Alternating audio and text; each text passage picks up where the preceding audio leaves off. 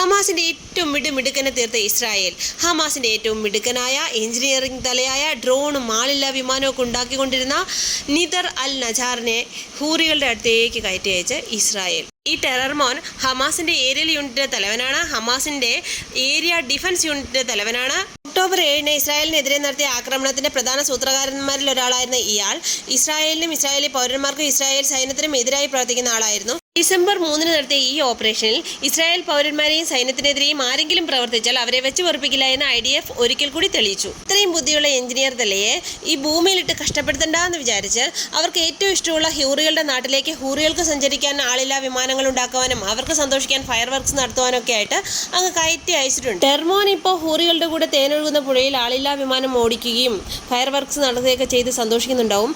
എല്ലാ ടർക്കുട്ടന്മാർക്കും മൊസാദും റോയും ചേർന്ന് ഇങ്ങനെ ഓരോ സ്വർഗാരോഹണ അവസരങ്ങൾ കൊടുക്കുന്നുണ്ട്.